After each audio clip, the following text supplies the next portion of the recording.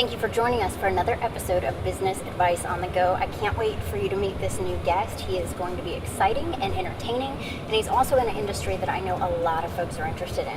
So let's meet him. Hello, beautiful. Hello, how are you? Good. Can I kiss you? Oh, absolutely. Mwah. Oh, it's so good to see you. You look Cowboy. fantastic. Thank you. You as well. Thank you. Already Thanks so much breaking for into- doing this. No problem. All right, you have to be in the back seat no matter how cool he is. Go for it. Go. Cowboy. He knows. He just, first the class. cooler the person, the harder it is to keep him in the back. I'm Paul Ringon. I'm the team lead for the Ringon Group Fine Homes at DiBianchi Real Estate. So I run a team of what is now 4 agents, adding Wow. someone actually this week. She's moving from Chicago. So I'm super excited to grow the team. Oh, that is fantastic. So tell me a little bit about your background. I actually know you from the nonprofit world, Yep. but I remember seeing your business card when I was in the nonprofit world and being like, who is this person and who does his marketing? And I think you'd come up with it all on your own because the card said something like, hello, beautiful. Yep, they still do actually. It's been hard to kick, and I've mentioned removing it to some people. Like, no, you gotta keep it. It's so good. Yes. It is. So So tell me about it. I actually come from a marketing and creative background. Okay. So prior to real estate, I had my own creative agency for about 6 years. Now your marketing makes so much sense because I love your marketing. I'm a little bit of a control freak, so like I do handle all our marketing, our advertising, our branding. Obviously, now you know why. It's Okay. because that's kind of where I came from. I Did that love my it. entire life. Okay. So tell me more about how you got into real estate. What made you make that move? So I kind of stumbled into it, I guess. During the transition, I was really heavy with work and overloaded, kind of feeling burnt out creatively. Right. Which tends to happen. Just taking on too many clients and spreading myself thin. And I saw a couple friends that were doing real estate. And the honest thought was, if they can do it, I could can do do it. About 6 months into it, I had to make a decision. I was like, do I wean off my clients, shut it all down, and dive full on into real estate? Because I learned and I was told, if you don't do it full time, you're never going to be fully successful in it. I love how you kind of took it almost from a side hustle, not really, right?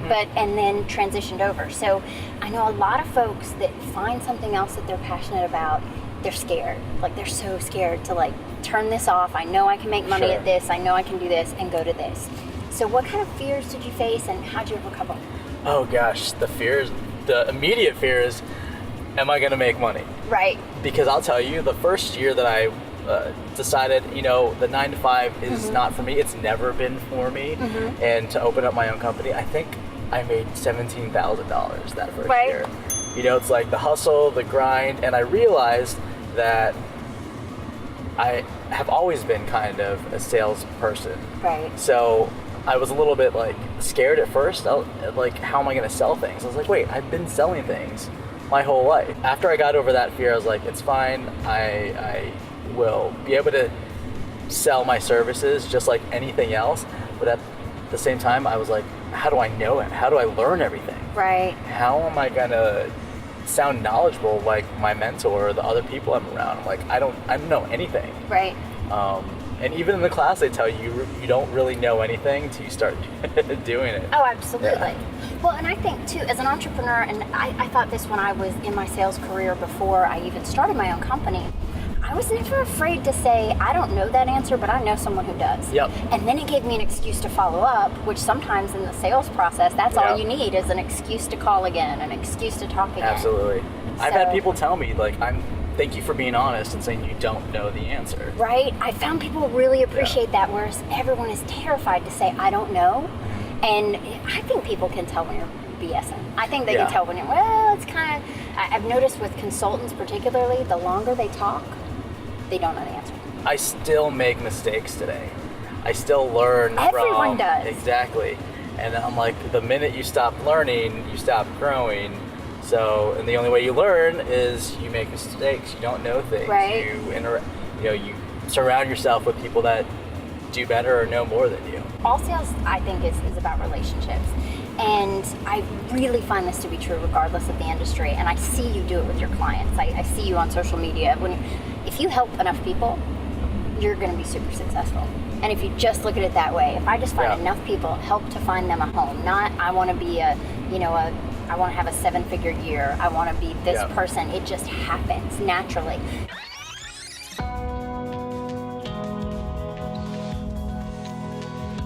Because people can feel your intent because nobody. I agree. Yeah. Nobody wants to be sold, but everybody does want to buy. So if they can feel your intent to help them, I think selling isn't even a thing. There's no technique. It's I'll help you. Yeah, and you always got to come from the place of I want what's best for you, whether you're selling a place or buying a place or even just need an investment advice. Right.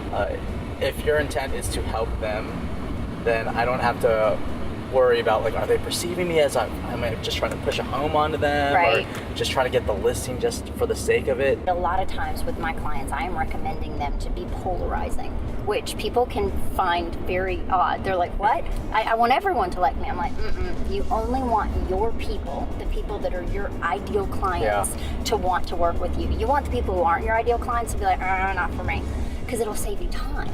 Yeah, absolutely. We actually have that right on our About page on our website. Oh, I love that. It says, we like to work with people who like to work with us. Yes. So that sounds good. Exactly.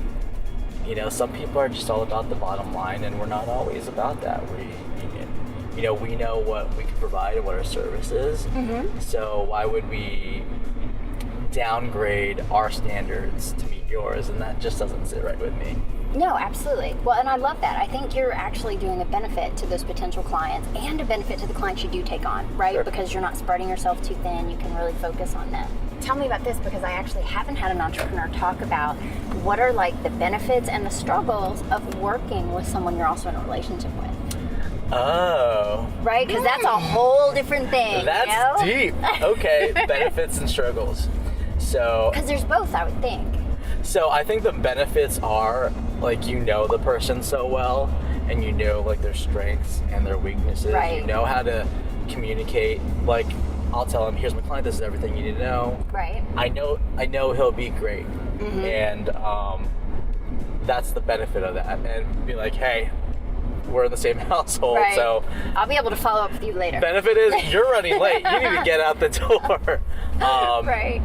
And then just having that kind of symbiotic relationship that we have as a couple does come into the real estate world. And then just as him knowing a good amount of my clients or having a relationship, there are group text messages where both he and I are in there with the client because he's dealt with them before. So I think the benefit of that is that I get some balance when I'm I get a sounding board that is going to be honest with me, and sometimes I need to take a different tact. And I tend to be pretty tactful, but sometimes you just really need to say something to someone else so you don't say it to the wrong person. Right. And he's great for that.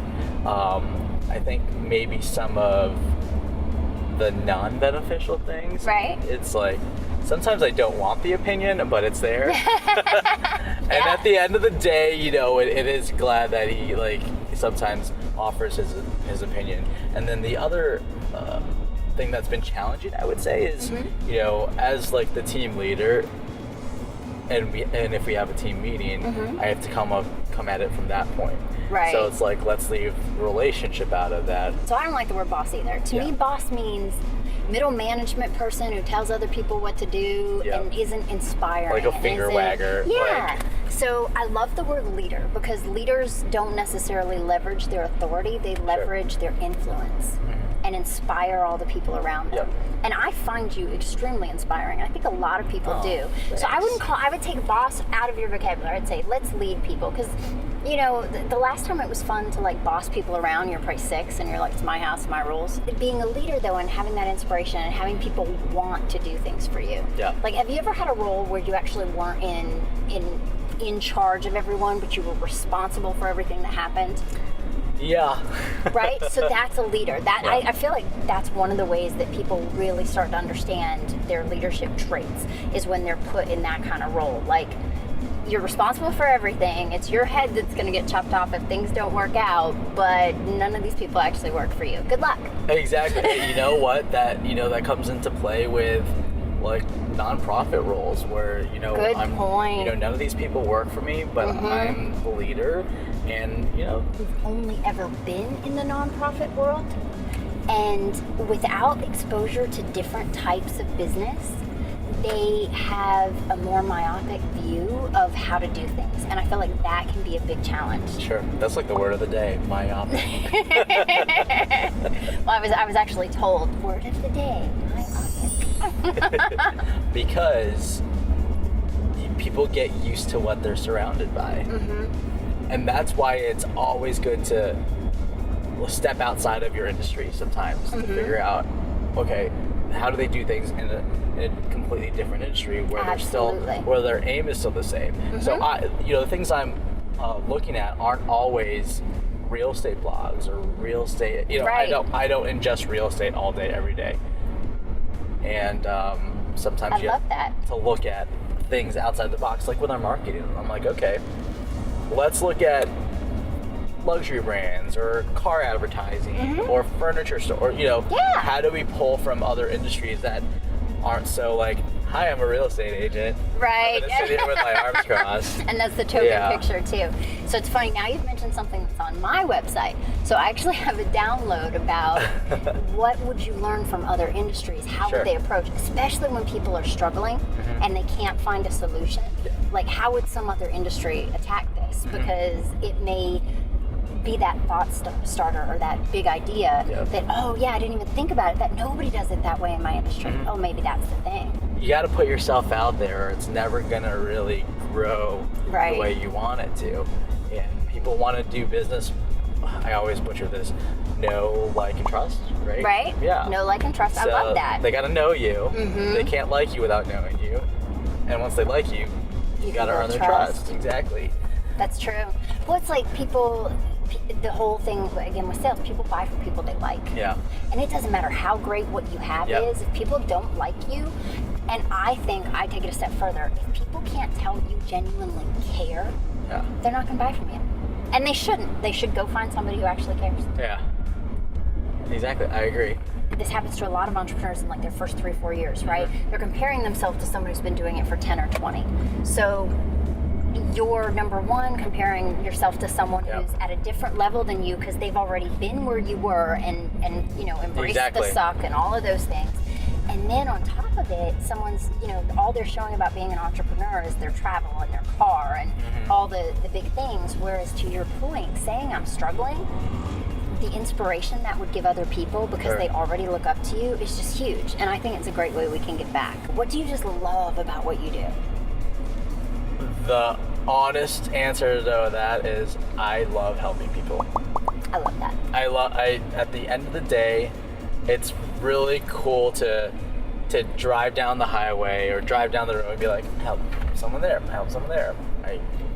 Aww. This family's happy there. They've made a great investment, We help them move out to wherever they're going to be, like towards their grandkids, Right. For 99% of those transactions, we've helped someone in some way, shape, or form, or it's that's the best part of my job, is that I get to help people. That's huge. Second best is flexibility.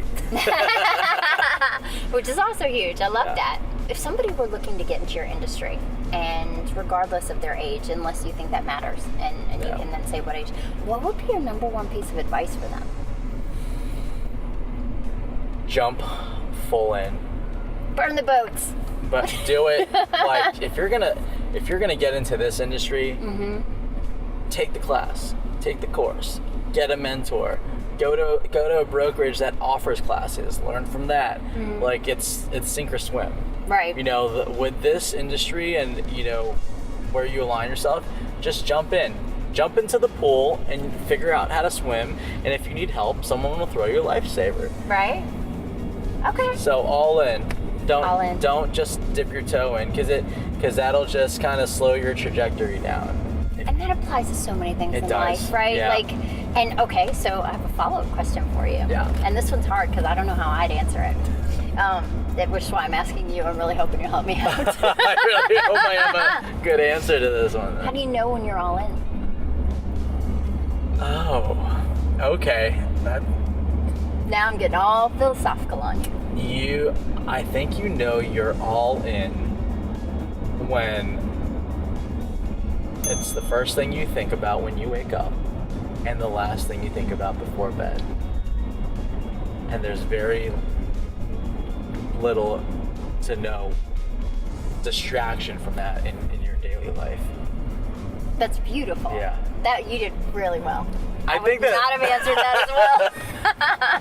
That's awesome. And you're broke. Or you're not, because you're all in, so you don't even feel broke. You're like pre-rich. Yeah, I like that. You're pre-rich. And then, you know you're all in when it's like a tunnel. Like, everything around you is this one goal. You can see it, and you're on the right track. Right. Not when you have multiple ways where you can go left or right or up or down. Like, you're on a one track towards a goal. And I think that was pretty accurate. Yeah. It's awesome. And really, no matter what comes at you, the focus is where you stay, right? Yeah. And you just figure it out. All right, this was awesome. Thank you so much for sharing all your insights. Thanks for having me. Everyone's going to love this, so thank you so much. Yeah, and no problem.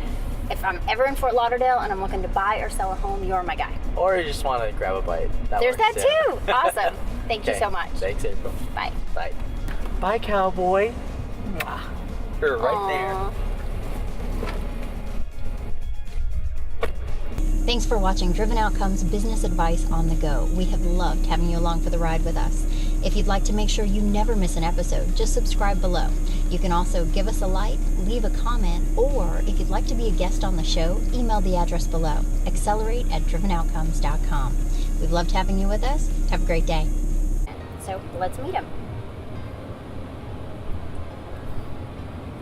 Oh my god, it was so hot outside. Oh, is this a one-way street? Oh gosh. This is live video here. All right, get in the back seat there, bubs. It's, when the dog jumps in the front seat or whatever. And then I'm out.